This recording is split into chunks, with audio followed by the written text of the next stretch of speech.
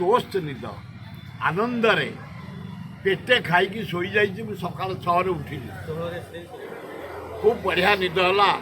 ଗୋଟେ ଭାରାକ୍ରାନ୍ତ ରହୁଥିଲା, ମାନସିକ ଚିନ୍ତା ରହୁଥିଲା।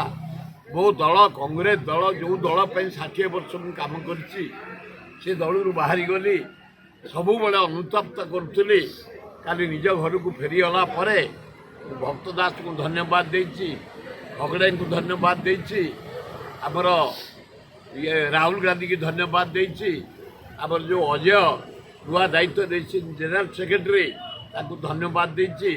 ସମସ୍ତେ ମିଶିକିରି କଂଗ୍ରେସଟା କେମିତି ମଜବୁତ କରି ଆମ ରାଜ୍ୟରେ ଲାଗି ପଡ଼ିଛି। ଆଜ୍ଞା, କଂଗ୍ରେସ ଯୁବକମାନଙ୍କୁ କେତେ ଗୁରୁତ୍ୱ ଦେବ? 80% ଯୁବକଙ୍କୁ ଏଥର ଟିକେଟ୍ ଦିଆଯିବ ବୋଲି ଭାଇ ଭଉଣୀମାନଙ୍କୁ ଫାଇନାଲ୍ କରୁଛି। ରାହୁଲ ଗାନ୍ଧୀ କହିଛନ୍ତି 80% ଯୁବକ ଯୁବତୀଙ୍କୁ ଏଥର ଟିକେଟ୍ ଦିଆଯିବ। ବଢ଼ିଆ ଡିସିସନ୍ ନେଇଛନ୍ତି ରାହୁଲ ଗାନ୍ଧୀ। ଧନ୍ୟବାଦ ଦେଉଛି ରାହୁଲ ଗାନ୍ଧୀକି। ଯଦି ଏଇ ଷ୍ଟାଣ୍ଡ ରହିଯାଏ, 80% ଯୁବକ ଯୁବତୀ ଟିକେଟ୍ ପାଇବେ, ଭାରତର ପ୍ରଧାନମନ୍ତ୍ରୀ ରାହୁଲ ଗାନ୍ଧୀ ହେବେ, ଗୋଟେ ବଢ଼ିଆ ସରକାର ଚାଲିବ ଇଣ୍ଡିଆରେ, ଆପଣମାନେ ଦେଖିବେ।